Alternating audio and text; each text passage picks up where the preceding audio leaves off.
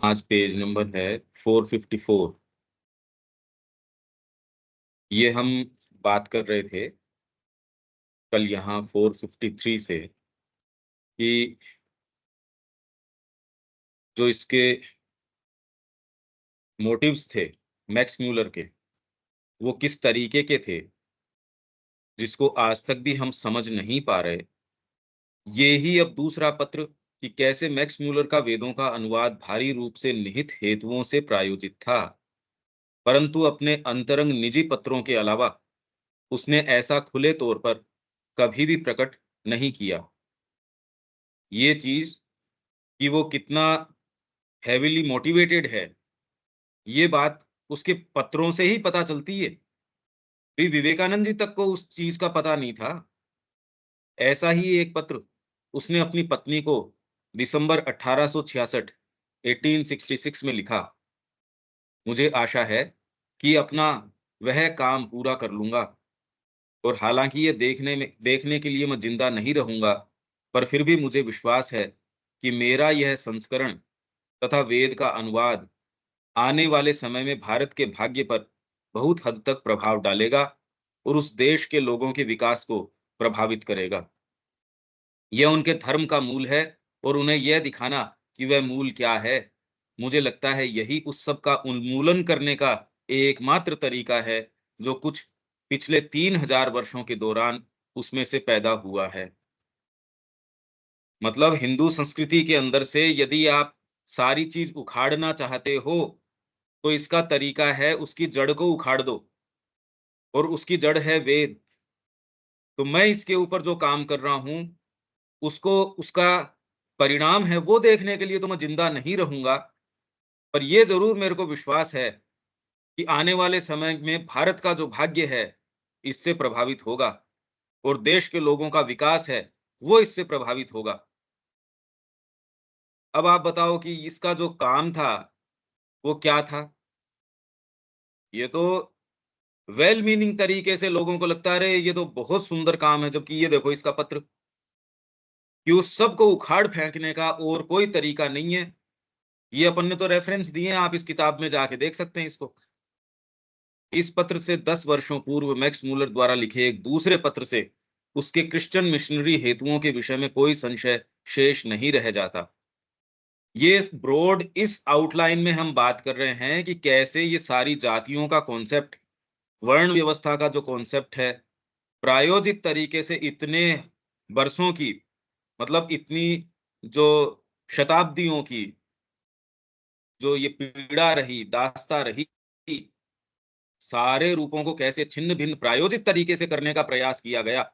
उसके बावजूद यदि हमारी संस्कृति आज अक्षुण्ण है, ये विशेषता है। बाकी इन्होंने तो कमी छोड़ी नहीं, और वास्तव में इन्होंने बहुत संसिद्ध किया भी है। हमारी वर्तमान दुर्दशा देख के यदि हम देखें हम कहाँ थे और आज हमारी स्थिति क्या हो गई है, तो ये तो काफी सफल रहे हैं, खूब सफल रहे हैं अपने काम में। 25/8/1856 को मिस्टर बिन्सन को वह लिखता है, अंतिम कब्जे के बाद भारत के इलाकों को विजय करने का काम समाप्त हुआ। अब इसके बाद धर्म और अध्यात्म के क्षेत्र में संघर्ष होगा, जिसमें निश्चय ही राष्ट्रों की दिलचस्पी लगी हुई है। आप बारीकी से समझिए कि ये कितनी गंभीर बात है कि धर्म और अध्यात्म के क्षेत्र में संघर्ष होगा, और वो संघर्ष आज हम देख ही रहे हैं। जिस तरीके का आघात, जिस तरीके की प्रचलन के अंदर हमारे अपने जो जो भागवताचार्य हैं या और लोग हैं वो जैसी बातें कर रहे हैं, जीवन में ये भी कर लो क्या फर्क पड़ता है, ये वाला काम भी कर लो। अध्यात्म ऐसी कोई चीज नहीं कहता। तो अध्यात्म के क्षेत्र को अलग कर दिया गया, सामान्य जीवन के क्षेत्र को अलग कर दिया गया, ऐसी खाइयां कर दी गई। हमको ये एक्चुअल में सेंस ही नहीं आ रहा कि जीवन के आपके जो, जहां से आप रस ले रहे हो, आपका जीवन जहां से प्राणवायु अपनी ले रहा है, उनको खत्म कर दिया गया है। उनके बीच के लिंकेजेस जो हैं, इसलिए इतनी इंपॉर्टेंस है अपना इतिहास जानने की। हमारी रूट्स क्या हैं, वो यदि हम नहीं समझें, तो आध्यात्मिकता की जितनी भी बातें हैं अनफाउंडेड है वो। उनके पैर नहीं है। तो आप ये चेतना की बातें करते रहो, कितनी भी अच्छी बातें करते रहो, उसका आधार नहीं है। तो इसलिए इसके अंदर निश्चय ही राष्ट्रों की दिलचस्पी लगी हुई है, पूरे भारत के ऊपर पूरे विश्व की दिलचस्पी है। ईसाइयत के लिए भारत इतना तैयार है, जितने रोम या ग्रीस भी सेंट पॉल के समय भी तैयार नहीं थे। उस सड़े हुए बेकार पेड़ को कुछ बाहरी सहारों से रोके रखा था, क्योंकि उसका गिरना ब्रिटिश सरकार के लिए असुविधाजनक होता। पर इसके बाद में ये गिर जाएगा, सड़ा हुआ जो पेड़ है भारतीय संस्कृति का। परंतु यदि अंग्रेजी समुदाय को लगता है कि देर सवेर उस पेड़ को अवश्य गिरना ही है, तो फिर ऐसा तय है। तो ये सोच समझ के कर रहे थे। शिक्षा में क्या करना चाहिए, कृषि के अंदर क्या करना चाहिए, आपकी वर्ण व्यवस्था, जाति व्यवस्था, आपकी समाज व्यवस्था, उसके साथ कैसे उसकी कमर तोड़ देनी चाहिए, सारा बहुत सोचे समझे तरीके से साजिश थी। और यहाँ जो अकाल पड़ रहे थे, उस साजिश का हिस्सा थे। 125 साल के अंदर जो है 43 बड़े दुर्भिक्ष अकाल जो है, 43 अकाल आपके अगर 125 वर्ष के अंदर अगर हो जाएं, तो आप ये सोचो हर 2 ढाई साल के ऊपर आपके एक अकाल पड़ रहा है। और जबकि कोई ऐसी आवश्यकता नहीं थी। ऐसा नहीं है कि फसलें पहले खराब नहीं होती होंगी, पर आपने नाम सुना होगा देवी चौधराइन है या और इस तरीके की ऐसे हैं जिन्होंने अपने खजाने खुले रख दिए। मतलब कभी कोई समस्या ही नहीं, कोई भी अनाज की और की। बाद में पॉलिसी ऐसी बना दी गई, मेरी लैंड होल्डिंग जो है वो इतनी है, मैं इतना ही संभाल सकता हूँ, नहीं इतनी नहीं, इससे 10 गुना लैंड तेरे ऊपर थोपी जाएगी। और उसके अंदर मैं यहाँ जो फसलें कर सकता हूँ वो नहीं, हमको तो नील चाहिए, नील की खेती करो, ये चीज उगाओ, ओपीएम उगाओ। अरे यार ये मेरी जमीन इसको नहीं नय करती होगी, हमको तो यही चाहिए। फिर अगर आपके यहाँ अकाल है, तो पास के प्रांत से आप चीज लेके आ सकते हैं ना, वो नहीं लेके आ सकते। कर लगा दिया, कर लगाने के बाद भी लाएं तो फिर बाद में धीरे धीरे ऐसी चीजें कर दी। तो ये सारा प्रायोजित तरीके से हुआ है, बहुत वेल थॉटेड तरीके से हुआ है, ये कोई ऐसे ही नहीं हुआ। अगर सारा साम्राज्य आपका जो बागडोर है वो प्रयास इसी का कर रहा हो कि इसकी कमर कैसे तोड़ दी जाए, जो कि जो पहले की सरकार है वो कर ही रही थी, प्रायोजित तरीके से कैसे हिंदुओं का सफाया कर दिया जाए, कैसे नीतियां इस तरीके की हों, सब टोटल प्रयास वास्तव में यदि देखा जाए, बात हिंदू या उस बात की नहीं है, बात ये है कि यहाँ जो आध्यात्मिक प्रयास किया जा रहा है, इस देश की जो विशेष चीज है, कैसे उसको मार दिया जाए। और जबकि यहाँ की आध्यात्मिकता है, पूरे विश्व को जिंदा रहने के लिए आवश्यक है। विश्व नहीं रह सकता भारत के बिना। और भीतर से कोई एक इस तरीके की चीज है, वह फिर किसी भी प्रकार के बलिदान से नहीं चूकेगा, चाहे वह रक्त का हो या भूमि का। इस संघर्ष के हेतु मैं अपना जीवन समर्पित करना चाहता हूँ। दलीप सिंह बहुत कुछ हमारे समर्थन में हैं और निश्चय ही भारत में वह एक राजनैतिक भूमिका निभाएंगे। मेरी इच्छा थी कि बिल्कुल सामान्य रूप से उनसे संपर्क साध पाता। क्या कोई ऐसा प्रबंध प्रिंस अल्बर्ट की सहायता से हो सकता है, या इसमें तुम मेरी कोई मदद कर सकते हो? मैं भारत में एक मिशनरी के रूप में बिल्कुल भी नहीं जाना चाहता। इससे व्यक्ति पादरियों पुरोहितों का मोहताज हो जाता है। तो अब वो पूछ रहे थे कि मदर टेरेसा का क्या थे। अरे तो यही बात आप यहाँ देखो, वो कह रहा मैं इस तरीके से नहीं जाना चाहता। तो इसमें ये थोड़ी है कि वो मिशनरी नहीं रहा, इस भेष में नहीं जाना चाहता मैं। इससे मैं पादरियों पुरोहितों का जो प्रीस्ट है उनका मोहताज हो जाऊंगा। इसलिए मैं इंडिपेंडेंटली ऐसे जाना चाहता हूँ, और न मैं कोई जन सेवक सिविल सर्वेंट के तौर पर जाना चाहता हूँ, क्योंकि उससे मैं सरकार पर आश्रित हो जाता हूँ। मैं वहां 10 साल काफी शांति के साथ रहकर भाषा सीखना चाहता हूँ, संगी साथी बनाना चाहता हूँ, और तब मैं देखूंगा कि उस कार्य में भाग लेने हेतु उपयुक्त था या नहीं, जिस कार्य से भारतीय पुरोहित वर्ग की पुरानी बदमाशी को उठाकर फेंका जा सके तथा सरल ईसाई शिक्षा के प्रवेश का मार्ग खोला जा सके। ऐसा प्रवेश जो यह शिक्षा प्रत्येक मानव हृदय में पाती है, जो पुरोहितों की जालसाजी की सामर्थ्य से तथा दार्शनिकों को मतिभ्रम पैदा करने वाले प्रभाव से मुक्त हो। अब क्योंकि ये बात ये कह रहा है, तो दूसरे भी ये कहेंगे यार ये तो कल्याणकारी व्यक्ति है, क्योंकि यहाँ जो जो रहा आपके पुरोहित वर्ग है, उसकी गुंडागर्दी रही, ब्राह्मणवाद रहा, वेदवाद रहा। इन्होंने यहाँ आतंक फैला रखा था सामान्य जनता के ऊपर। इसने तो आके हमको बेचारे ने मुक्त किया है। ये कॉमन हमको एक इंप्रेशन आ जाएगा। पर आपके ऊपर ईसाईयत थोप रहा है वो और कुछ नहीं। मतलब आपके धर्म को निचली दृष्टि से कि ये हेय चीज है, सड़ी-गली चीज है, इसको हटाओ। अब हम में से कितने तैयार हैं कि ईसाईयत को ग्रहण कर लें, और ईसाईयत में है क्या? यहीं का किसी एक विचार है, उसकी ऑफशूट है वो। वेद की ही एक ऑफशूट है, जो अप्रत्यक्ष तरीके से, ये तो हम पढ़ के गए थे, वेदांत की ही कोई ऑफशूट है। जो कुछ भी भारत मूल में पैदा होता है, वह शीघ्र ही पूरे एशिया में छा जाता है। अतः ईसाईयत की प्राण शक्ति अपने आप को अन्यत्र कहीं इतने भव्य रूप से चरितार्थ नहीं कर पाएगी, जितना कि वहां भारत में, जहां संसार उसे पुनः एक बार उदय होते देखेगा। हालांकि पश्चिम में इसका जो रूप है उससे बिल्कुल भिन्न रूप में, उतना अच्छा तो नहीं होगा भारत में, पर फिर भी अपने सार रूप में ये वैसी ही होगी ईसाईयत जो यहाँ आती है। तो इसलिए अब आप देख लो इसका मोटिव क्या था। भारत मूल में जो भी पैदा होता है, वो एशिया के अंदर छा जाता है तुरंत ही। तो अभी आप ये देखो कि जितने भी आपके स्कूल्स हैं, हमने इस स्कूल से पढ़ाई करी, तो आपकी सारी सोचने समझने की संभावना, सबसे पहले आप जो भारतीय मूल की चीजें हैं, उनको हीन दृष्टि से देखना शुरू कर दोगे। उसका सीधा प्रमाण ये है कि आका आपके बाहरी लोग हो जाएंगे। उनके देखने, सोचने, समझने, उनका न्याय तंत्र, उनका शिक्षा तंत्र, उनका समाज तंत्र, उसको आप हूबहू वैसा का वैसा, अच्छा लगेगा आपको उसी एक्सेंट में इंग्लिश बोले मेरा बच्चा। ये तो वैसे ही इंग्लिश बोलता है, ये तो वैसे ही करता है। यहाँ धोती पहनने में इसमें इसको शर्म आती है। इसको जो बाहरी वेशभूषा है भारतीय संस्कृति की, भारतीय आदर्शों की बात करें तो इसको बड़ी लज्जा आती है। टाई पहनने में, अरे मेरा बेटा तो वहां जाता है, मेरा बेटा तो ये मानक करता है। और ऐसा करके हमारी जड़ों से बिल्कुल नष्ट कर दिया गया। और ज्यादा से ज्यादा इसका प्रचार चल रहा है अब तो पूरे तरीके से। टेक्नोलॉजी होने के बावजूद भी मतलब भारतीय लोग क्या कर रहे हैं, मूल इसमें कोई प्रवेश है नहीं, उन्हीं मानकों को खाली प्रतिध्वनित कर रहे हैं। तो इसमें करना क्या चाहिए? इसमें मेरे ख्याल से तो अगर जो भी थोड़ा बहुत समझदार व्यक्ति है, उसको अपने सामने करने के मुद्दे हैं। फिर भी न करो तो समय तो अपनी गति से चल ही रहा है।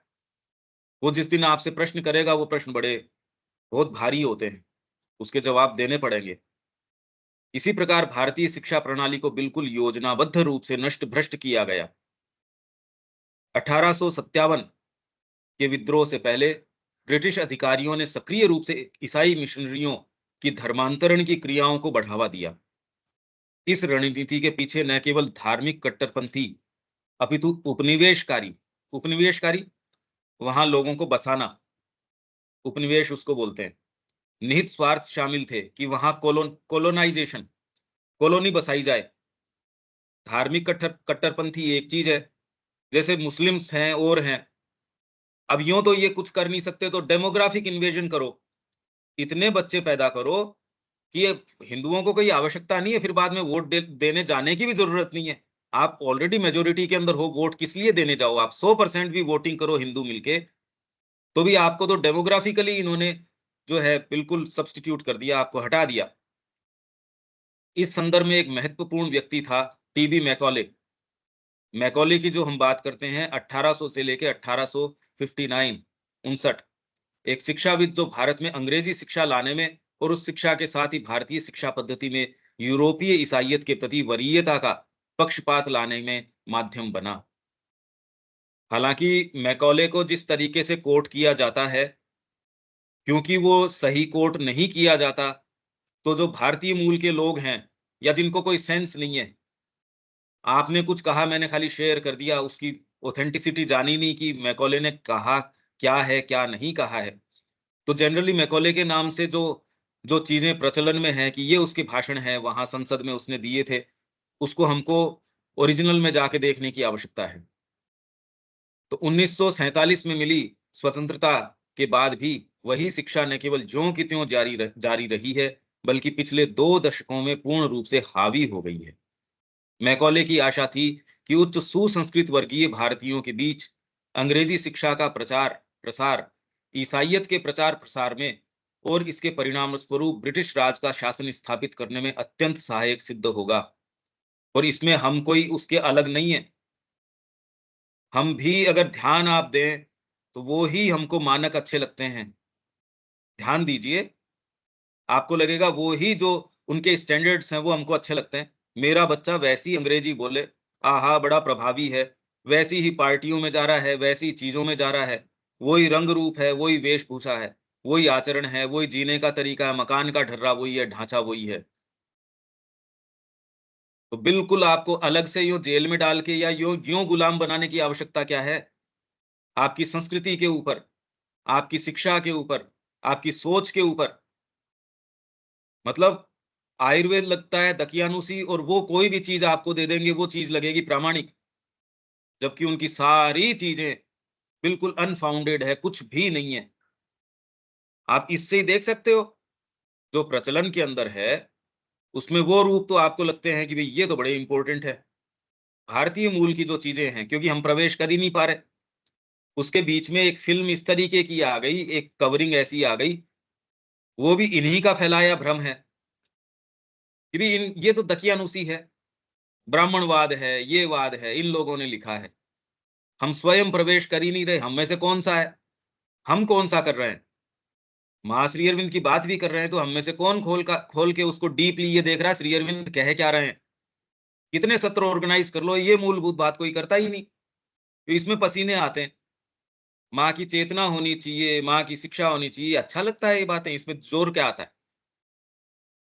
इसीलिए आप ये जो मूल समस्याएँ हैं, जो आपके जड़ के अंदर ये लोग डाल के चले गए, कोई भी तैयार नहीं है उसको खोल के ये देखने की, ये रहे इसको साफ करो। दूसरी शिक्षा पद्धति लाके यहाँ स्थापित करो। बात कहाँ है? ये तो बात सुनने ही नहीं मिलती। शिक्षा बोर्ड का चेयरमैन होने के नाते उसने अंग्रेजी स्कूलों का एक नेटवर्क तैयार करने का काम किया। भारतीयों द्वारा इन स्कूलों की बड़े ही उमंग के साथ स्वीकृति ने उमंग के साथ कौन-सी स्कूल में? सेंट जेवियर में है। आपके जितने न्यूज़ चैनल्स हैं, डायरेक्टली, इनडायरेक्टली सारों के आका वो हैं। जितनी सारी दवाइयों की कंपनियाँ हैं, सारों के लगभग आका वो हैं।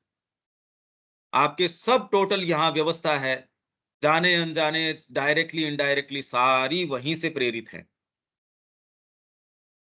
भई कोरोना के समय हमने देखा, जिसकी कोई केस स्टडी कुछ नहीं, वो वैक्सीन्स तो आपको दी जा रही है धड़ल्ले से। जिनकी केस स्टडी है, वो आपको बता रहे हैं, "अरे! हमने ये केस स्टडी करी है।" उसके ऊपर नहीं, नहीं, ये वाली नहीं देंगे। ये जो आयुर्वेद की है, इसका क्या विश्वास? और उसका नहीं, उसने तो कह दिया। तो आप मानसिकता देखिए।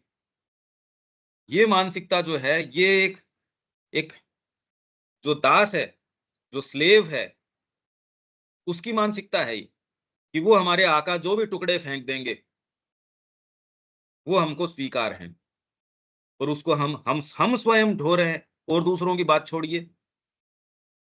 व्यापार में नीतियाँ कौन-सी? वो जो कह रहे हैं, वो बढ़िया बात है। हमारे वालों को क्या सेंस?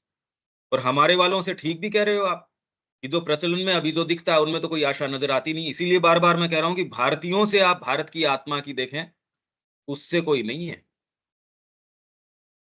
भारतीयता के अंदर प्रवेश तो आपको मूल तरीके से आपको स्वयं को चिंतन करना पड़ेगा, उसमें प्रवेश करना पड़ेगा।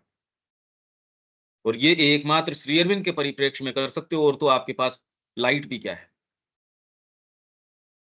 तो स्वीकृति ने भारत में ईसाइयत की भावी संभावनाओं को लेकर उसकी आशाओं को बड़े भारी रूप से बढ़ा दिया। 1836 1836 में अपने पिता को लिखे एक पत्र में वह कहता है, हमारी अंग्रेजी स्कूलें बड़े आश्चर्यजनक रूप से फल-फूल रही हैं।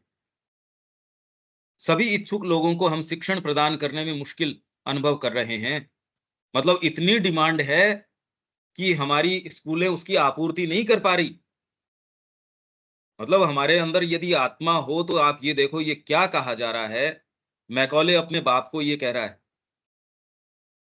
1836 में अपने पिता को ये पत्र में लिख रहा है कि सभी इच्छुक लोगों को हम शिक्षण प्रदान करने में मुश्किल अनुभव कर रहे हैं और वास्तव में कुछ स्थानों पर तो शिक्षण संभव ही नहीं है।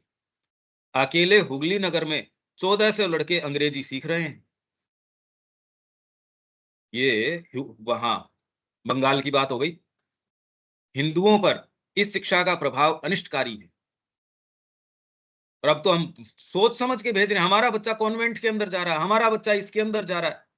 आप तो समझ के भेज रहे हो उसके अंदर। कोई भी हिंदू जिसने अंग्रेजी शिक्षा ग्रहण कर ली है, वह कभी भी सच्चाई के साथ अपने धर्म से जुड़ा नहीं रहता। ये हमारे साथ हमारे बीज में दोष है।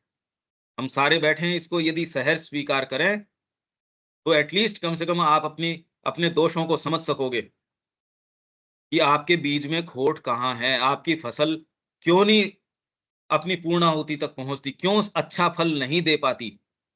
क्योंकि ये बीज ही हाइब्रिड है, ये वापस जन्म नहीं देता। ये तो वैसी राक्षसी रूपों को उत्पन्न करता रहेगा, कोई मूल चीज कभी उत्पन्न नहीं करेगा। तो आपको लगता है, आप सोच रहे हैं, समझ रहे हैं कि कुछ अखबार ने आपको परोस दिया, कुछ आपके परिवार ने आपको कुछ दे दिया, कुछ आपके अपने फियर्स हैं, फोबियाज हैं, कदम उठाते नहीं, क्या करें, ये करें, वो करें। बस उसका कारण ये है, आपको जो जो शिक्षा मिली है उसने बिल्कुल निकम्मा बना दिया आपको। और ये शिक्षा सोची समझी है। आप ये कह दो इससे क्या फ़र्क पड़ता है, अंग्रेज़ी सीखने से क्या फ़र्क पड़ता है, ये सीखने से। समस्या उस बात से नहीं है, समस्या उस भाव में है। अगर उस मार्ग के ऊपर जाओगे, वो तो निश्चित रूपेण वहीं लेके चली जाएगी। उसका कोई और दूसरा उपाय नहीं है। इसलिए मैं बार-बार शिक्षा, शिक्षा, शिक्षा ये जो बातें करता हूँ, अब आप ये सोचो कि अब इसमें मूल आपका वो है, इसमें बातें माँ श्री अरविंद की करो, ये दोनों नहीं चल सकती। इसीलिए आप मूलभूत प्रयास कहीं भी नहीं देख रहे। आप कहीं कोई इंटीग्रल स्कूल बोलने से थोड़ी इंटीग्रल हो जाएगी। आप उसके ऊपर ठप्पा तो और सुंदर भी लगा सकते हो। उसको सुपरमैन स्कूल भी कह सकते हो, इसमें क्या दिक्कत है? सच्चिदानंद स्कूल कह दो, हो थोड़ी जाएगी उससे। इसलिए हम इसमें प्रवेश कर रहे हैं, उसका मूल कारण आप समझो कि हमारी फसल क्यों सही नहीं हो रही, बीज गलत लगाया जा रहा है। उससे आप आशा कर रहे हो कि आपको फसल ये वाली मिल जाए, कभी नहीं मिलेगी। अगर अंतरात्मा है थोड़ी बहुत, तो समझो इस बात को। कुछ इसे हिंदू धर्म को एक नीति के रूप में अपनाए रहते हैं। बस हिंदू धर्म बहुत अच्छा है, नीति के रूप में, जैसे हम लोग हैं। एक नीति है, बड़ी अच्छी नीति है। बहुत से अपने आप को शुद्ध देवतावादी बताते हैं और कुछ ईसाइयत अपना लेते हैं। 1400 के बीच की बात कर रहे हैं ये अभी तो। यह मेरा दृढ़ विश्वास है कि यदि हमारी शिक्षा योजनाओं का अनुसरण जारी रहा, तो 30 साल बाद बंगाल के संभ्रांत वर्ग में एक भी मूर्ति पूजक नहीं बचेगा। ये ही वाले लोग थे जिनके हाथ में हमारे देश की सबसे पहले बागडोर आई। तो जितना बढ़िया तरीके से अंग्रेज नहीं कर पाए, उतने बढ़िया तरीके से हमारे ही लोगों ने कर दिया। क्योंकि वो हमारे थे नहीं, खाली शक्ल हमारी जैसी उनकी नजर आ रही थी। बाकी वो तो ये कह रहे थे, मैं तो अपने दिल से जो है भारतीय हूँ ही नहीं। नेहरू जी तो यही कह रहे थे, मैं कोई भारतीय थोड़ी हूँ, मैं तो दिल से वो हूँ। अब ऐसों से आप ये कह रहे हो उन्होंने यहाँ स्थापना करी, अरे किसकी स्थापना कर सकते हो? एक लुटेरा कभी भी आपके घर के अंदर जाके आपके लिए कोई बेनिफिशियल चीज कर सकता है क्या? तो अभी तक तो वही रूप चले आ रहे हैं। कोई उसको क्वेश्चन करने वाला है ही नहीं। आप बातें कर लो, श्री अरविंद की कर लो, माँ की कर लो, भारतीय संस्कृति की कर लो, कभी भी अरे मूल में ही बीज ही गड़बड़ है। बीज ही समाप्त हो चुका है। और ये सब धर्मांतरण कराने के किन्हीं प्रयासों के बिना ही सिद्ध हो जाएगा। आपको एक्टिवली धर्मांतरण ही नहीं करवाना। समझो आप ये क्या कह रहे हैं। वह भी धार्मिक स्वतंत्रता के साथ जरा भी हस्तक्षेप किए बिना। आपको लगता है फ्री हो हिंदू धर्म को फॉलो करने के लिए। आपकी भावना थ्रू एंड थ्रू उनके द्वारा गाइडेड है। आप मंदिर जाया होगे। आजकल कितना देखो धार्मिकता का फैलाव हो रहा है, भारत के मंदिर विदेशों में भी हो रहे हैं। कहीं कोई दिक्कत नहीं है, पर आपकी सांसें उनके हाथ में है, आपका भोजन उनके हाथ में है, आपकी सारी प्रणालियां उनके हाथ में है। कितना बढ़िया है ऐसा कैदी जिसको ये महसूस हो जाए कि मैं स्वतंत्र हूं। अब उसके सामने तो संतरी बिठाने की आवश्यकता नहीं है। अगर उसको ये महसूस हो जाए कि मैं फ्री हूं, उसके सामने तो प्रहरी ही नहीं बिठाने की आवश्यकता। तो हमको लगता है हम सोच रहे हैं, हम समझ रहे हैं, हम दिव्य जीवन की बात कर रहे हैं। अरे किसका दिव्य जीवन की बात कर रहे हो? अपने मूल को पहचानो पहले तो। मात्र ज्ञान व चिंतन की स्वाभाविक क्रिया द्वारा, बस इसके द्वारा ही हम उनके ऊपर पूरा कब्जा कर लेंगे, धार्मिक तरीके से उनको लगे रहने दो, अपना पाठ करने के लगे रहने दो, मंदिरों में जाने दो। मैं हार्दिक रूप से इन भावी संभावनाओं में आनंदित होता हूँ, सोच-सोच के भी। अब आप ये देख लो, ये सभी तथ्य पढ़कर कोई भी अवाक रह जाएगा कि किस प्रकार इस राष्ट्र को उसके प्रत्येक अंग में पूर्णतः नष्ट करने का सुनियोजित प्रयास किया गया। और दुर्भाग्यवश आज भी पाश्चात्य संस्कृति के प्रभाव से प्रभावित भारतीयों का एक बड़ा भाग, बड़ा क्या लगभग भाग, अपने ही मूल को हीन दृष्टि से देखता है। परंतु इतना सब होने के बाद भी भारतीय आत्मा यथावत बनी हुई है और आज भारतीय आध्यात्मिकता पूरे विश्व में अधिकाधिक अपना प्रभाव फैलाती जा रही है। इसमें आप इसको हिंदुओं से या इनसे एट्रीब्यूट करो तो बिल्कुल ही बात नहीं है। ये तो आध्यात्मिकता अपने आप में एक चिन्मय शक्ति है, एक कॉन्शियस पावर है। वो अपना प्रभाव जिन भी माध्यमों को इसके लिए कोई हिंदू हो, ये कोई ज़रूरी नहीं है। ये किसी दूसरे के अंदर, अब हरिद्वार के अंदर वहाँ नानी माँ है, जिन्होंने ये गंगा जी के प्रति जिनकी नैष्ठिक भक्ति है। अब वो तो थ्रू एंड थ्रू, उनका कोई विदेशी से क्या लेना-देना है? उनकी भावना ये है। और उन्होंने बड़ी ज़बरदस्त बात कही। वो कह रहे हैं जब बैप्टाइज़ करते हैं क्रिश्चियंस, उसके बाद आप एक क्षण आपके जीवन में ऐसा है जो कभी भी आप जब निर्णायक क्षण होता है, आप दूसरी चीज़ में जा नहीं सकते। उन्होंने कहा बचपन में मेरे को ये कहा कि तेरे को बैप्टाइज़ करेंगे, उन्होंने कहा नहीं, मैं तो नहीं करूँगी ये काम। तो कहा तू ऐसे कैसे कर सकती है? कि जो क्राइस्ट के ऊपर विश्वास नहीं लेके आएगा वो तो डूम्ड है। डूम्सडे के ऊपर ये निर्णय किया जाएगा। तो उन्होंने फिर बाद में प्रश्न किया कि जिन्होंने आज तक क्राइस्ट के बारे में सुना ही नहीं, सपोज़, या दो जो दूसरी जाति के हैं, क्या वो तो कंडेम्न्ड हैं ही? फिर भी जब निर्णय का दिन होगा उनको भी उठाया जाएगा और बस ये है कि यदि उस दिन वो स्वीकार कर लेते हैं तो यातना कम दी जाएगी, यातना तो निश्चित दी जाएगी। अब एक धर्म ये मानता है, यही इस्लाम का मानना है। कहाँ ये और कहाँ हमारी जो जो सनातन धर्म है वो तो कोई नाम, बस ठीक है सनातन आपने दे दिया, बाकी वो तो पूरा पूरी व्यापकता है, उसका कोई एक संकीर्ण दायरा ही नहीं है। ये सारा प्रयास न केवल प्रायोजित तरीके से किया गया, सफल रूप से किया गया, ये आज हम इसके रूप देख रहे हैं। ऐसे कि आप इसको क्वेश्चन करने की भी स्थिति में नहीं है। आप ये भी नहीं देख पा रहे, आपके कॉन्स्टिट्यूशन में, आपकी संरचना में ये इतना आ गया कि आप ये प्रश्न तक नहीं कर पा रहे कि मैं इसी के ऊपर, इस आधार के ऊपर खड़ा हूँ। ये हमको पता नहीं लग पा रहा, हम इतने ज़्यादा इससे रोम-रोम के अंदर पैरे जा चुके हैं। ये समस्या है। इसलिए ये मूलभूत काम करने की आवश्यकता है, और कोई मुद्दा हो नहीं सकता इसके अंदर। आप अपने बीज को दरकिनार करके सोचो उसके ऊपर फसल दूसरी ले लेंगे, ये नहीं हो सकता, ये असंभव है। और आप अकेले बच जाओगे, पूरा देह मर जाएगा, ये कैसे हो सकता है? एक अकेली अंगुली है, वो तो बच जाएगी, पूरी देह मरे तो मर जाए, तो अंगुली कहाँ से बच जाएगी या अंग कहाँ से बच जाएगा? ये मुद्दे बहुत क्लियर हैं। अगर इन मुद्दों को आप टैकल नहीं करते, तो आप मास रियरिंग में भी प्रवेश नहीं कर रहे हो। आप वहम कर रहे हो, तो वहम भी कोई अच्छा नहीं है। अरे वहम करो तो अपने लायक वहम तो करो। यहाँ तक बिल्कुल क्लियर मुद्दे हैं ये, इसमें कहीं कोई, और ये सारा की वर्ण व्यवस्था, जाति व्यवस्था, ये इसकी पिक्चर आप समझो तो सही, ये बात क्या है। इसलिए विवेकानंद जी जो कह रहे हैं वो बात की इम्पोर्टेंस, और श्री अरविंद ने ये जो महत प्रयास किया है, अकल्पनीय प्रयास किया है, अकल्पनीय किया है। सारा देश यदि आर्कियोलॉजिकल सर्वे के अंदर लग जाए तो ये रहस्य नहीं लेके आ सकता जो श्री अरविंद ने इस भव्यता को लाके हमारे सामने रखा है।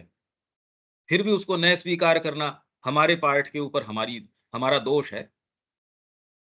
मतलब उनके पुत्र होने के बावजूद उनकी जो धरोहर है, उसको स्वीकार करने के अंदर हम अभी असमंजस के अंदर हैं, तो इसके लिए तो और किसको दोष दे सकते हैं? हम ही हैं, और तो दूसरा तो कौन है? अब ये श्री अरविंद का आ गया इसके अंदर। यहाँ तक मेरे ख्याल से अब इसमें तो कहीं कोई शब्द बचाने की बात ही नहीं है। क्यों दीपक जी, आप जो कह रहे थे उसका क्या मोटिव था? आप देख लो इनका क्या मोटिव था, किस लिए आ रहे थे यहाँ? क्या सोच विचार था इनका? तो इनसे अपेक्षा क्या करी जा सकती है? और इन्होंने बड़े सफल तरीके से अपना कार्य कर दिया है और कर रहे हैं। इसमें कोई कुछ दीपक जी कुछ कहना चाहोगे? जी। हाँ, यहाँ अभी क्लियर हो रहा है क्या वो कर रहे थे। लेकिन वो किस प्रकार की शिक्षा दे रहे थे कि हमारी वर्ण व्यवस्था चौपट हो गई, ये चीज जो है ना से हम लोगों को और कहीं पढ़ना पड़ेगा। ईसाइयत पढ़ा रहे थे और हम ईसाइयत को जो है से ले रहे थे। ईसाइयत नहीं पढ़ा रहे थे, यही तो जोरदार बात है। आपको अपने ही मूल हैं, उनमें शर्म आने लग गई। इस तरीके से बार-बार, बार-बार, बार-बार आपके कानों में बचपन से ये चीज़ डाली जाती है। भई इसलिए कोई भी चीज़ तैयार करने का माँ श्री अरविंद की भी शिक्षा के लिए बचपन ही एकमात्र शिक्षा का काल है, वो ही सबसे इम्पोर्टेंट है। इसलिए वहाँ एकमात्र तरीका कि अगर इनकी शिक्षा को नहीं तोड़ोगे, इस संस्कृति के अंदर प्रवेश ही नहीं कर सकते। आप उनका भाषण देखो वहाँ, पार्लियामेंट के अंदर इसका भाषण देखो पूरा। यहाँ तो हमने इसलिए नहीं लिया क्योंकि ये तो गीता के प्रसंग में एक एक हम एक सर्टेन फ्रेमवर्क में चल रहे हैं। वहाँ वो ये कह रहे हैं, यदि इनके अंदर प्रवेश करना हो, भारतीयता में प्रवेश नहीं कर सकते यदि आप इसके जो ढाँचा है शिक्षा का, वो इसकी रीढ़ की हड्डी है। ये शायद अपनी जो सनातन धर्म वाली पुस्तक है, उसमें ब्रह्मचर्य का अभ्यास या उन चैप्टर्स के अंदर आ जाएगा। यहाँ की शिक्षा इतनी इम्पोर्टेंट है, इसलिए हम बार-बार शिक्षा के ऊपर इतना प्रयास, इतना जोर ये दे रहे हैं। पर इसके लिए स्वयं माता-पिता जो माँ श्री अरविंद के संपर्क में, वो तो तैयार नहीं है। इससे ये उनका भी दोष नहीं है। दोष की क्या बात है? ये हमारे कॉन्स्टिट्यूशन में ही उन लोगों ने जो बीच का गैप ला दिया, तो इन्होंने कोई ईसाइयत नहीं पढ़ाई। वो तो कह रहे हैं ईसाइयत स्वीकार करने के लिए तैयार हो जाएँगे वो। अगर मैं आपको ये बताऊँ कि आपके पिताजी हैं वो चोर थे, आपके दादाजी हैं वो चोरी करते थे, तो धीरे-धीरे आपको शर्म आने लगेगी। आपके ही जो मूल्य हैं, उनको सामने रखने में शर्म आने लगेगी, आप दूसरे मूल्यों में भटकना शुरू कर देंगे। तो आप तैयार रहेंगे, इसके लिए तैयार कर दिया गया उनको कि हमारे जो मूल्य हैं, उनको स्वीकार कर लो। देखो क्राइस्ट ये करता है, देखो ये वाली चीज़ ये होती है। मतलब अभी वर्तमान में स्कूलों में क्या करवाया जाता है, आप ये कह रहे हैं कैसे तैयार करवाया जाता है, एक उदाहरण मैं आपको देता हूँ। बच्चों को ये कहा जाता है कि आप एक काम करो, आप अपने देवताओं को पुकारो और ये वाली चीज़ की माँग करो। तो सब बच्चे अपने-अपने देवता को पुकारते हैं कि मेरे को ये वाला फल चाहिए, मेरे को ये वाला फल चाहिए या जो भी चाहिए, वो उनकी पूर्ति होती नहीं। फिर बाद में वो कहते हैं एक काम करो अब ईसा मसीह को पुकारो। तो बच्चे कहते हैं हाँ, चलो हम प्रार्थना करते हैं। थोड़ी देर बाद के अंदर लाके उनको अरे भई क्या पैसा लग गया उसके पीछे? फंडिंग तो बाहर से हो रही है। आप जितना पैसा ये दान करते हैं और करते हैं या जो आपके कई जो ये टैक्सेस हैं या जो चीज़ें आपसे ली जा रही हैं, वो आपको ही तो कन्वर्ट करने के काम में आ रही हैं। लौट के सारा पैसा इसी काम में लग रहा है टोटल, सब टोटल पैसा इसी के अंदर है। तो वो चीज़ें ले आएँगे जो बच्चा उसकी माँग कर रहा है, कि देखो अब कौन-सा देवता ऊँचा है? वो कह रहा है भई ईसा मसीह ऊँचा हुआ। अब बच्चे की चेतना में जब ये चीज़ आ गई, जीवन भर कौन निकाल पाएगा इसको? ये बताओ? कि मैंने इस चीज़ की माँग करी, ईसा मसीह ने ला के देखो उससे बेटर मेरे को दे दिया, कपड़े दे दिए, चॉकलेट दे दी, ये वाली चीज़ दे दी। ये स्कूलों में करवाया जा रहा है प्रायोजित तरीके से। टेक्स्ट बुक्स को उठा के देखो, राम है वो तो दरिद्र है या राम है वो चोरी करता है, रहीम है वो बचाता है, रहीम बढ़िया काम करता है, एंथनी है वो और भी बढ़िया काम करता है। क्या मतलब है इस बात का? आपकी सारी मूवीज़ हैं वो ये दिखाती हैं कि जो जो जो बनिया है, वो तो आपसे आपको पैसा दे देगा और सूद पे सूद लगाता रहेगा और आपको आपकी ज़मीन हड़प लेगा। ये चीज़ें दिखाई जा रही हैं। ब्राह्मण है वो इस तरीके के काम करेगा, आपका क्षत्रिय है वो ऐसे काम करेगा। जबकि एक्चुअल जो डोमिनेशन है, अगर मुगलों का देखा जाए, अगर क्षत्रिय न हो तो यहाँ राज्य हो ही नहीं सकता। और यदि कहीं लड़ाई के लिए जाते थे तो अपने ही किसी क्षत्रिय को वो राज्य सँभला के जाते थे। नहीं तो अपने इनका इतिहास तो ये है सब अपने बाप को मार के गद्दी के ऊपर बैठे हैं। अपने बेटे तक का तो विश्वास नहीं है इनको। इन्होंने कह रहे ताजमहल बनवाया, ये बनवाया, अरे तोड़ने से फुर्सत हो तो बनाने की बात हो, इनको सेंस क्या था? इसलिए यदि इनका साम्राज्य देखा जाए, वो एक्चुअल के अंदर कभी वो कर नहीं पाए उस तरीके से। इन्होंने किया प्रायोजित तरीके से, अंग्रेजों ने। तो आपके जो वैल्यूज हैं उनके प्रति आप में हीन दृष्टि पैदा करके ये काम किया कि यार मेरे वैल्यूज क्या हैं, अकाल पड़ गए और भूखा मार रहे हैं आपको। पूरी जनता के 90% को अगर 3 टाइम का भोजन नहीं मिल रहा, आप कल्पना कीजिए उस समय की। और लंबे समय तक पूरा का पूरा ये प्रयास चल रहा है। अरे पर आज तो चेतने की बात है। आज इन चीजों में प्रवेश करके कि भई ये बातें चल रही है और ये सारी बातें श्री अरविंद जिस तरीके से सामने लेके आते हैं, अकल्पनीय है। भारतीय संस्कृति के आधार क्यों लिखा? वो जो विलियम आर्चर है, कोई उसके लिए थोड़ी लिखा। उसको कोई वो डिफेंड करते, उसको कोई अपनी बात करके उसको जो काटते, उसको इसकी क्या आवश्यकता थी? उन्होंने कहा मेरे को इसको ये तो बेवकूफ आदमी है। ये जो दलीलें दे रहा है, वो तो कोई दलीलें भी अच्छी नहीं है।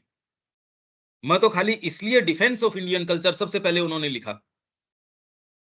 मैं तो इसलिए लिख रहा हूं कि अगर कोई पाश्चात्य मानसिकता या कोई दूसरी मानसिकता जो सिंपैथी में नहीं है हमारी संस्कृति से, उसको ये संस्कृति ऐसी क्यों नजर आती है?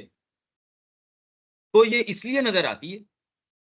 हालांकि ये तो जो जो विलियम आर्चर है, इसकी तो स्पिरिट कोई वास्तव में सच्ची स्पिरिट भी नहीं है।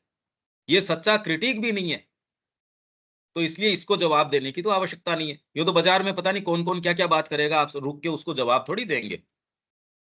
तो ये विलियम आर्चर तो बिल्कुल बाज़ारू आदमी है, वो तो कोई आदमी ही नहीं है। उसके लिए उन्होंने कोई उत्तर नहीं दिया। कहा कि ये मेरे को ये देखने का और ये दिखाने का मौका है कि क्यों एक दूसरी दृष्टिकोण है, दूसरा नज़रिया है, उसको ये संस्कृति ऐसी क्यों नज़र आती है।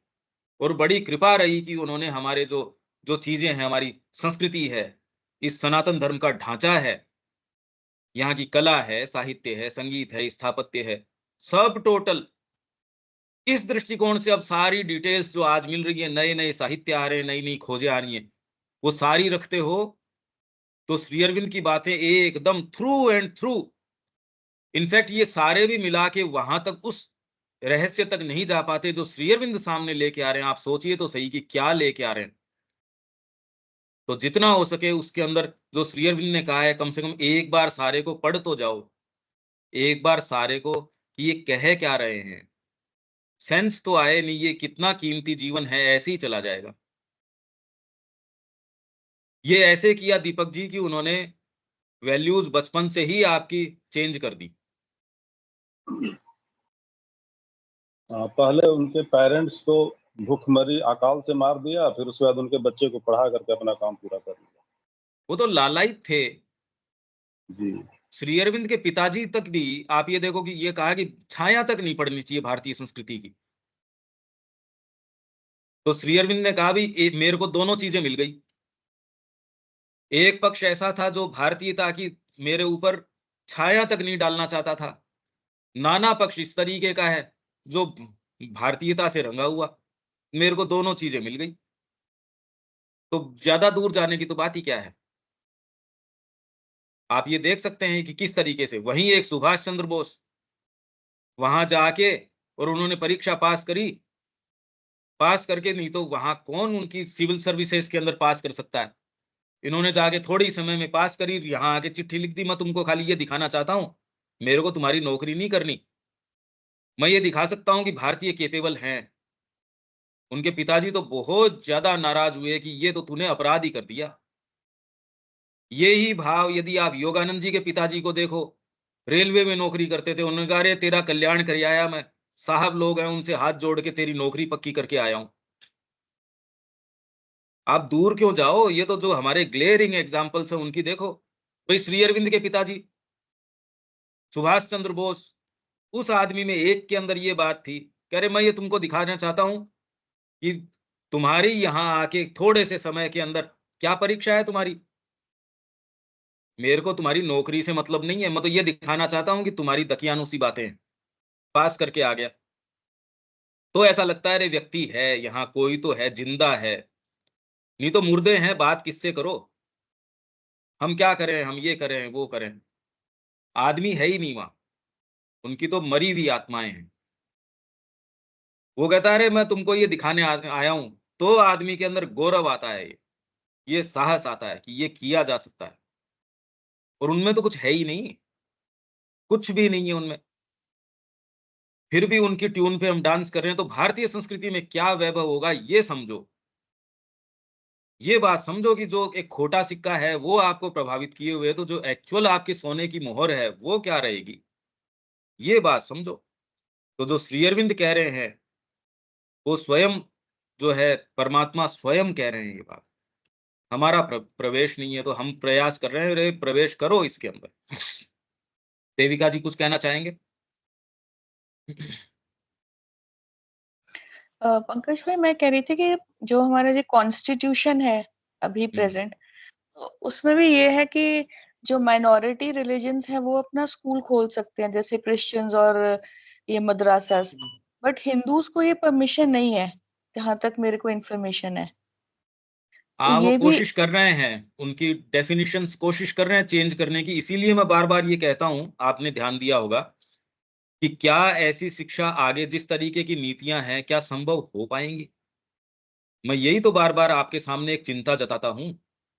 बट कॉन्स्टिट्यूशन चेंज नहीं हो सकता, क्योंकि कि कॉन्स्टिट्यूशन थोड़ा सा भी चेंज हो तो यहाँ प्रॉब्लम हो जाती है। ना, ना, ये कोई बात थोड़ी है कि नहीं हो सकता। ये वो तो बाबा करना ही साहब पड़ेगा। का बोल ये देते हैं ना, ये वो तो श्री अरविंद ने साफ-साफ कहा है कि हमारे ऊपर ये एक एक दास्ता थोपी गई है और ये जितने दिन हमारा कोई पता नहीं जैसे अपराध आपने किया हो आपको दंड दिया गया है। कि जिस दिन भारतीय जाग जाएँगे, उठा के फेंक देंगे, कोई आवश्यकता है क्या? क्या आवश्यकता है इस चीज़ की? ओवरनाइट चेंज हो सकता है यदि आत्मा जागृत हो जाए। समस्या उसकी नहीं है, समस्या तो हमारी आत्मा मरी हुई है। ये कौन-सा कॉन्स्टिट्यूशन? ओवरनाइट चेंज आप नहीं देख रहे कि वहाँ अफ़गानिस्तान के अंदर सेना नहीं थी क्या? वो आए आईएसआईएस और वो प्रवेश कर गए उसके अंदर। वो तालिबान आए, तालिबान आके उसके अंदर मतलब सेना ने प्रतिरोध ही नहीं किया और जो राष्ट्रपति है वो भाग गया। कौन-सा कॉन्स्टिट्यूशन किसकी बात कर रहे हो? वहाँ आप उसके अंदर देखो, जो ये रसिया क्या कर रहा है। तो कहाँ कॉन्स्टिट्यूशन? ये तो ओवरनाइट चेंज हो जाता है, चीज़ें बदल जाती हैं। बात ये है कि हमारे ऊपर ये लादी गई हैं।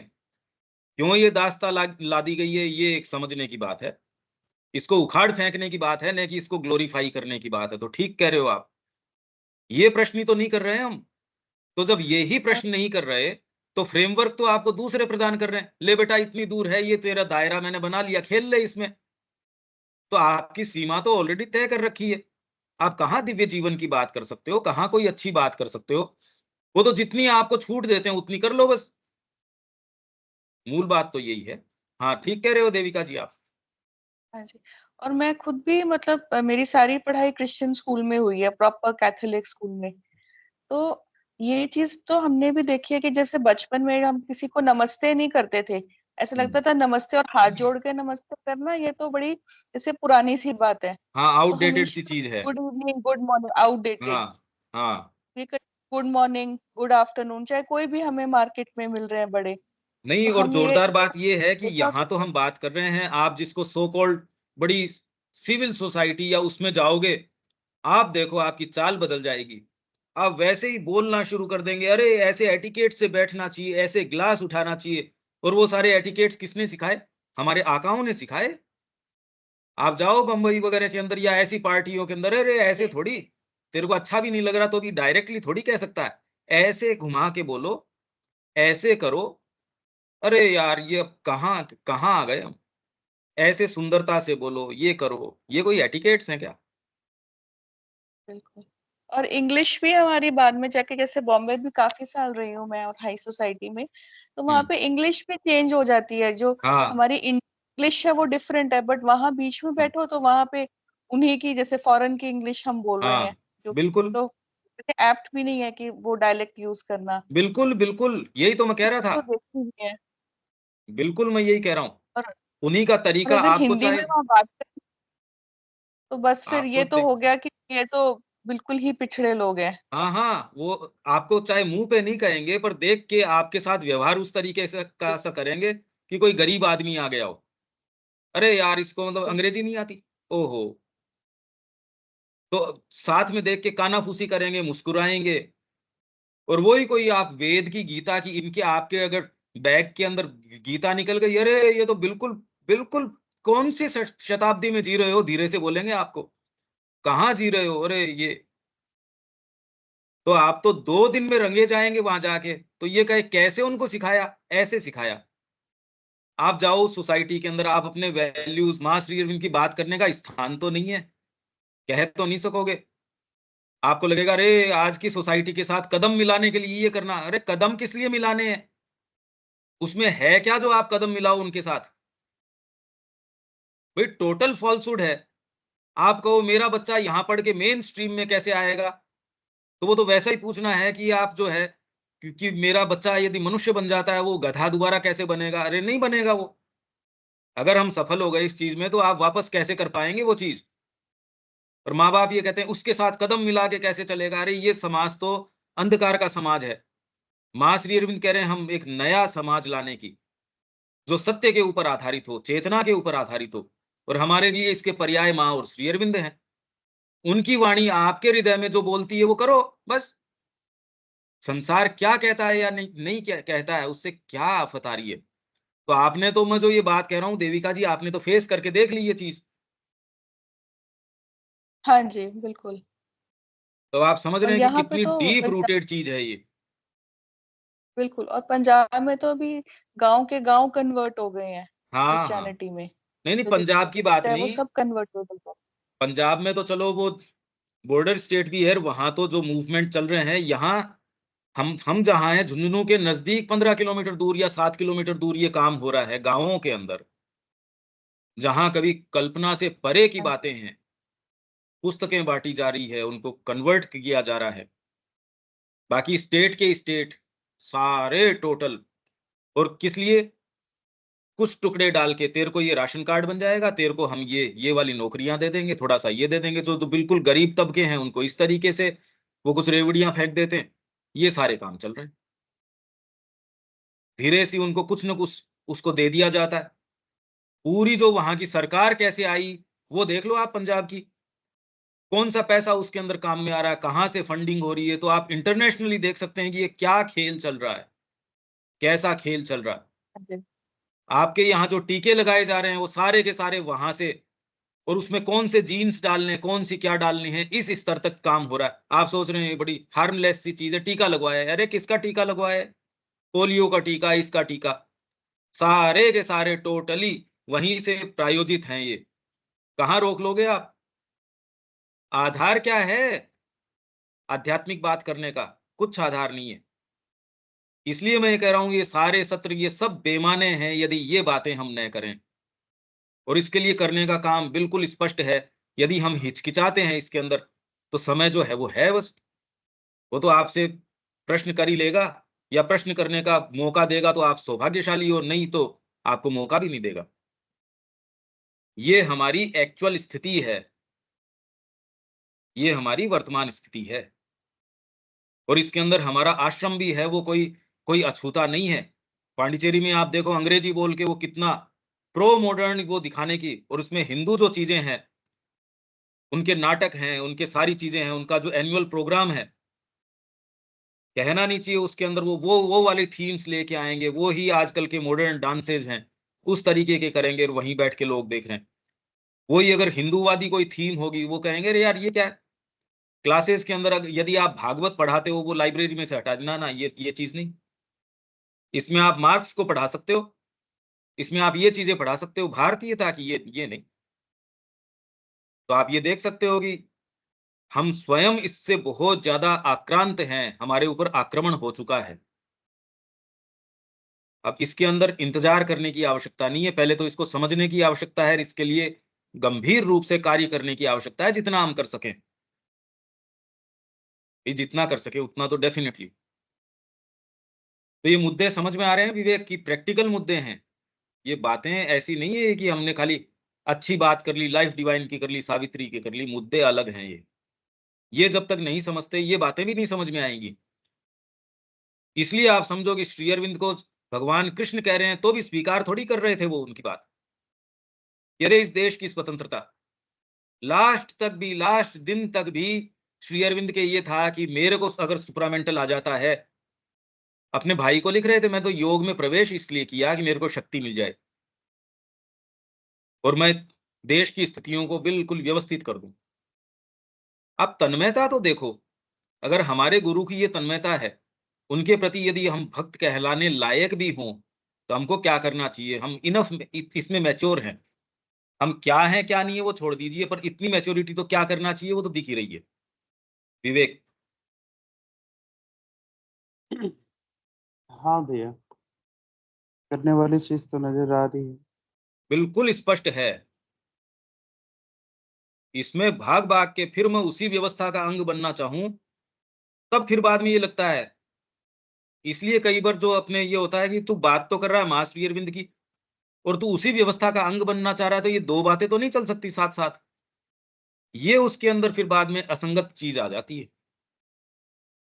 ये कई जो प्रश्न थे देविका जी के, जो संडे को जो कई उनको दिक्कत थी, पिछले से पिछले या उससे पिछले संडे को, उसका उत्तर इस चीज से है।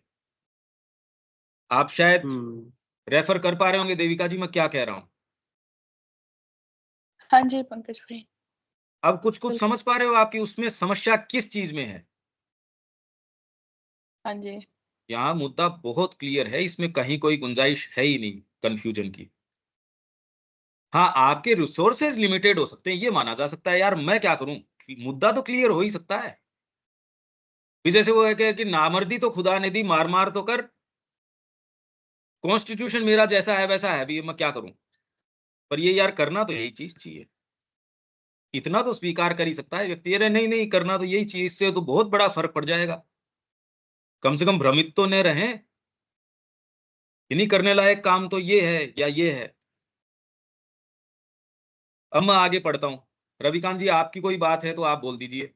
मैं हाँ, आगे मैं ये कहना चाह रहा था कि दो चीजें एक साथ अच्छी दिखाई दे रही हैं। मेरी पोती पढ़ने जाती है दिल्ली में, श्री राम इंडस्ट्रीज के वालों को, या श्री राम इंस्टीट्यूट है, तो वहां पर गुड मॉर्निंग करना अलाउ नहीं है। वहां पे नमस्कारी करना, वहां पे नमस्कारी करते हैं। बहुत बड़ा स्कूल है दिल्ली में। तो ये एक अच्छी बात है कि ये परंपरा अच्छी शुरू हो रही है। और दूसरा दुर्भाग्य ये है कि अभी तक हमारे लोगों का मिशनरीज के स्कूल में पढ़ाने का जो मोह है, लोगों का भंग नहीं हुआ है। अभी भी लोग बढ़ता जा मिशनरीज रहा के है, स्कूल में बच्चों को डालते हैं। बढ़ रहा है, कम कहाँ हो रहा है। और मैं आपको नाम नहीं बताऊंगा कि अभी भी ऐसे हमारे लोग हैं कि जो कि श्री अरविंद और श्री माँ के फॉलोवर हैं, और वो मिशनरीज के स्कूलों की तारीफ करते नहीं थकते हैं। हाँ, नहीं नहीं नाम बताने की जरूरत क्या, टोटल हैं नाम की, हाँ उसमें एक आध बच नहीं रहा है, टोटल हैं। अरे भाई उनके बच्चे कहीं तो जा ही रहे हैं पढ़ने के लिए, जी, तो वो तो टोटल हैं, एक नहीं बचा हुआ उसमें। ये क्या बात कर रहे हो आप? इसमें इक्का दुक्का नाम बताने की आवश्यकता नहीं है, और उनकी गलती नहीं है मैं कह रहा हूं।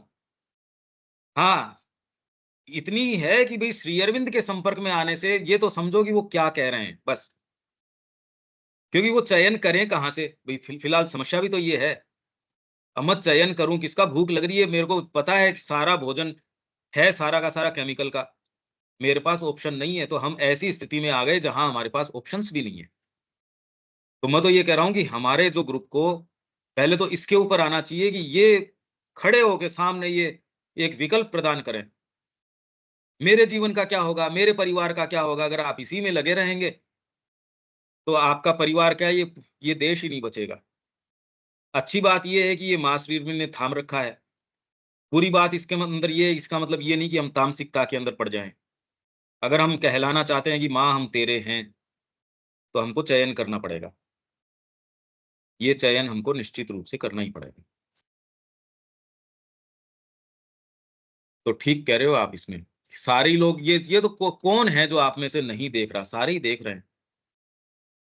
प्राचीन चातुर्वर्ण व्यवस्था, ये मैं, पर अब ये थोड़ा सा बड़ा हो जाएगा, इसलिए इसको रहने, कल कल ही पकड़ते हैं। इसमें यदि और किसी के कोई चीज मन में है तो आप डेफिनेटली दीपक, इसमें क्या चीज अपन कह सकते हैं?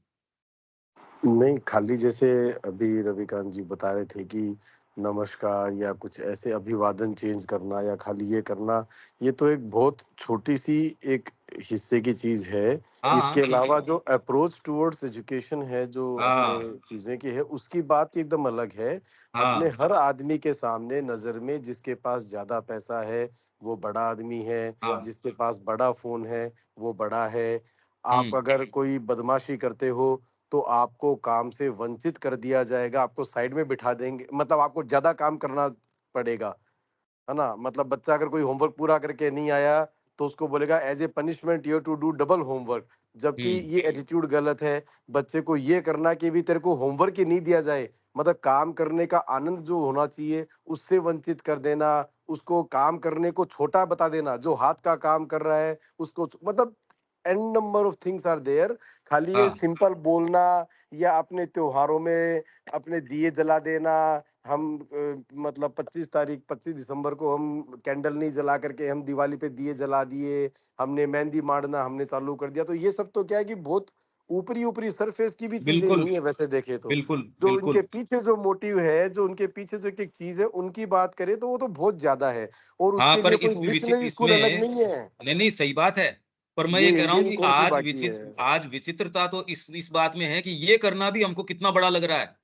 हाँ, नहीं, नहीं, ये जितने वैदिक स्कूल जितने भी अपन क्लेम करते हैं, जिसके अंदर वेद पाठ ही हो रहे हैं, जितने ये लोग पूरे दिन वेद का मंत्रोच्चार करते हैं, सब कुछ सिखाते हैं, उनका भी एटीट्यूड टुवर्ड्स वो ही है, हाँ, जो हाँ, बिल्कुल, छिपे ट्रू एंड ट्रू। खाली कवर्ड उसके ऊपर कपड़ा खाली वो पहना रखा है भगवा, हाँ, बाकी हाँ। कोई भगवा भगवा की आना-जानी है नहीं कोई हाँ, उसमें। हाँ, ना, ना, बिल्कुल। उसका कोई ये लेन-देन नहीं है, मतलब अपन ना, ये ना। रिजोइस कर ले कि भई हमने हमने मिशनरी में नहीं पढ़ा करके इसमें पढ़ा रहे और वहाँ पर ऐसा-वैसा, तो उससे कुछ होना तो कुछ नहीं है उससे। हाँ, बस इतना ही है कि वो उतना काउंटर प्रोडक्टिव जो है, एट लीस्ट कम से हाँ। कम उतना बस रूप में थोड़ा-सा, और वो भी आपको थोड़ी निजात दे देता है, बस। बस इतनी बात है, और बाकी फंडामेंटली तो कोई फ़र्क नहीं पड़ा। फंडामेंटली इ कोई फ़र्क नहीं है, बिल्कुल। फंडामेंटली एजुकेशन के कोई फ़र्क नहीं है। ना, ना, कुछ खुद को नहीं। खुद को समझाते हुए, कुछ चीज़ों को करते हुए भी बहुत समय निकल जाता है, लेकिन हाँ, हाँ। वो स्टेप लेना, वो चीज़ें, वो बड़ा वैसा है, टेढ़ा बिल्कुल काम है, यही वो बात ऐसा है। आसान एकदम आसान यही बात है। इसीलिए मैं उदाहरण दे रहा था कि वो पुजारी अपने जो बैठा था, जो अपन ने मंदिर लिया, हुँ, लिया क्या, वो जो सँभाल रहे थे उन्होंने ज़बरदस्ती आके, जी हमसे नहीं होता ये, और उन्होंने कहा आप इसको गोद ले लो। वो हमको दे के चले गए। अब उसके अंदर जब सबसे पहले हमने प्रवेश किया तो वहाँ सफाई करी, भगवान की पोशाक के अंदर से कॉकरोच निकल रहे हैं, पीछे से जाले निकल रहे हैं। अब करने तो वो आपकी सेवा ही कर रहा है वो, और कोई दूसरा काम ही नहीं कर रहा। अब बताओ उसने क्या सेवा करी? बात सारी की सारी मोटिव की है, सब टोटल मोटिव की है, कि पीछे आपका मोटिव क्या है। ये बहुत ज़्यादा डीप चर्चा है, पर इसके अंदर मैंने ये पाया, यदि प्रैक्टिकल इश्यूज़ की अपन बात करें तो कहीं न कहीं आके एक रेजिस्टेंस आ जाती है। फिलोसॉफिकल इश्यूज़ की बात करें तो सारों के ये रहती है, हाँ, हाँ, हाँ, हाँ, ठीक है, ठीक है। क्योंकि प्रैक्टिकल इश्यूज़ के अंदर तो तुरंत आपके फ्रेमवर्क के अंदर से ही, भई आज मेरा अपना एक फ्रेमवर्क है। भले मैं यहाँ एक व्यवस्था के अंदर हूँ, पर मेरे फ्रेमवर्क में भी यदि कोई एक आयाम नया जोड़ दिया जाए तो भौतिक प्रकृति तो उसको स्वीकार नहीं करती तुरंत के अंदर, यार मैं मेरे गिवन टाइम के अंदर कैसे इसको करूँगा? अगर मैं सिंसियर भी हूँ, तो भी भौतिक प्रकृति रजिस्ट करती है। वही मानसिकता ही नहीं है सपोज़ उसके अंदर, तो आपकी तो सारी प्रकृति, अर्जुन की जैसे प्रकृति, कितना उसने संकट की स्थिति में ला दिया उसको बेचारे को। किस लिए? क्योंकि भीतर से उसकी स्वीकृति नहीं थी। तो यदि ये मोटिव न हो, तो और हम प्रैक्टिकल चर्चा ये जो माँ श्री अरविंद की करें, योग में क्या करना चाहिए? अब यदि इस दृष्टिकोण से देखो तो माँ श्री अरविंद की सारी बातें एकदम प्रैक्टिकल हैं। वो कोई ये नहीं कि करना चाहिए या कोई, अगर आपको ज़िंदा रहना है तो और कोई दूसरी चीज़ कर ही नहीं सकते। अगर मनुष्य कहलाने लायक हम हैं, ज़िंदा रहने की है। हाँ, दीपक। नहीं बस ठीक है, वही था। वो सिंथेसिस में पिछली बार पढ़ रहे थे हम जयपुर सेंटर में अपने जब पढ़ते हैं, तो उसमें था कि वो 3 प्रलोभनों से ऊपर उठेंगे तब कुछ वास्तविक कार्य होगा। तो उसमें तीसरा वाला तो ये था कि जो उस परमानंद की स्थिति में जो हम पहुँचने के बाद में हमें क्या आनंद प्राप्त होगा, उसके प्रलोभन से भी ऊपर उठने की बात है। तो ये तो ख़ैर अहम में साधक की प्राण बात है। ये मतलब एक सिंपल लेवल पे तो एक हम प्राणिक भौतिक जो अहम है, अहम जन्य जो चीज़ें हैं, उससे ऊपर उठने का जो प्रलोभन है, उससे ऊपर जा कर के 3rd, 2nd पे प्राणिक से ऊपर जाके और फिर 3rd पे तो तीसरा प्रलोभन मतलब कि अपन ये छोटे-छोटे प्रलोभन से ऊपर नहीं उठ पा रहे, तो उसका तो वो तो बहुत ज्यादा आगे वो एडवांस्ड तो अवस्था बहुत है, वो तो साधक की अवस्था है। वो सामान्य अवस्था नहीं है, ये कहने से थोड़ी हाँ, कोई कहने से थोड़ा ना कुछ हो जाता है, कहने से कि कुछ नहीं आपको होता। मुक्ति के लिए नहीं करना चाहिए, अरे कहने से थोड़ी होता है कोई। भगवान जब आपके साथ हो तो आपको उसमें जो परमानंद आता है आप छोड़ देंगे उसको। हुँ, यहाँ एक छोटी-छोटी आदतें हमसे नहीं छूट रही है, हमारी जैसा इसमें कोई गलत सही की बात नहीं, हमारा है इस तरीके का कॉन्स्टिट्यूशन। तो इसमें सारी व्यापक व्यवस्था को जब इस दृष्टिकोण से देखते हैं, तो हमको क्या करना चाहिए, उस मुद्दों में कभी भी असमंजस नहीं हो सकता, मुद्दे क्लियर हैं उसमें। कर पाता हूँ, नहीं कर पाता हूँ, वो सेकेंडरी चीज़ है। हुँ, पर मुद्दे में ही यदि गड़बड़ हो, तो फिर बाद में तो आप निर्णय करने की भी स्थिति में नहीं होंगे। अभी कम से कम अस्वीकृति होगी अंदर से, नहीं यार मैं कर तो नहीं पा रहा, बात गलत है या ये बात ठीक है। यहाँ यदि हुँ, मुद्दा ही क्लियर नहीं हो, तो फिर बाद में आगे का तो आधार ही अगला पाँव तो चले ही कहाँ। ये बात है। बहुत सही है। ज़्यादा ज़बरदस्त ये अपन समस्या के अंदर खड़े हैं और इसमें महाश्री अरविंद की वाणी ही एकमात्र इसमें कहीं कोई संकोच हमको कहने में होना नहीं चाहिए। संकोच इसलिए है क्योंकि हम उसकी गहराई में गए नहीं। न हमने जीवन को वास्तव में तोल के देखा है। क्योंकि जो दूसरे उसके उपचार बता रहे हैं जीवन के, उनके पाँव नहीं है, वो तो बिल्कुल दकियानूसी हैं। जितने आपके जो महात्मा जी हैं और हैं, बड़े अच्छे जो कुछ भी कह रहे हैं, वो जब जीवन पे प्रयुक्त करते हो तो निष्प्रभावी हैं। ये हमने तोल के आज तक देखा नहीं। और श्री अरविंद जो कह रहे हैं वो बिल्कुल उसके अलावा मतलब बिल्कुल क्या एकमात्र सॉल्यूशन है और कोई दूसरा सॉल्यूशन नहीं है। ये हमको आकलन इस पे आना पड़ेगा। इसको तोल के देखना पड़ेगा। जीवन जीने का हमारा जो तरीका है, उसमें इतना विवेचन तो करना ही पड़ेगा। ये तो मतलब और कोई दूसरा उपाय है नहीं और दूसरा तरीका है ही नहीं। तो इसमें तो हम सारे बिल्कुल एकमत हैं इस बात पे। अब मैं जब इसमें प्रैक्टिस की बात करता हूँ यार अब प्रैक्टिकल इसमें आना चाहिए। वो मैंने हमेशा ही पाया है, वहाँ आके थोड़ी-सी दिक्कत होती है। जहाँ तक ये मुद्दे हैं, हाँ भी ये बातें हैं, वहाँ तक तो सारे एकदम कॉन्कर करते हैं, स्वीकार करते हैं। तो यहाँ चलो एक अच्छी बात है कि सारे एकजुट हैं हम इस बात में तो। यहाँ विराम देना पड़ेगा। 9 बजे इंडियन कल्चर की है। आप में से जो जुड़ना चाहे पर ये भी हमारी तो और इससे बेटर इंडियन कल्चर क्या होगा? अब इसमें जो जैसे कॉन्स्टिट्यूशन की ओर की बात देविका जी कर रहे थे, श्री अरविंद ने सारों के उत्तर दिए हैं। हम में से ही कुछ लोग हैं जो इससे बड़े प्रभावित है कॉन्स्टिट्यूशन को लेके, जबकि श्री अरविंद के आलोक में वो कह रहे हैं जबकि श्री अरविंद ने तो कहीं वहम छोड़ा ही नहीं। उन्होंने कहा ये तो हमारे ऊपर कोई अभिशाप है। जैसे आपको के ऊपर कोई कर्स लगा दिया जाता है, पर उसका परित्राण भी भगवान कहते हैं ये आएगा तब कोई भी शाप ऐसा नहीं है जो मुक्त न हो सकता हो। उसका तरीका बताते हैं साथ में। तो इसका तरीका माँ श्री अरविंद का आगमन। वो कह रहे हैं कि चीजें कभी चेंज नहीं होगी until we are the government. इसलिए आध्यात्मिकता की सारी बातें बेमानी है, साधना की बातें सब बेमानी है, यदि इसमें प्रवेश नहीं आपकी साधना भी हो जाएगी। अगर ये करते हो तो इतनी अच्छी साधना हो नहीं सकती जिसकी जितना कि इस माध्यम से साधना हो जाएगी। आप माँ की शिक्षा के लिए एक कदम उठाते हो, आपकी सारी साधना व्यक्तिगत तरीके से करते हो, उससे बेटर हो जाएगी। आप प्रैक्टिस में अगर एक कदम कोई भी शिक्षा की बात नहीं, ये वाला काम करना चाहिए। अरे ये तो बड़ी गंभीर बात है।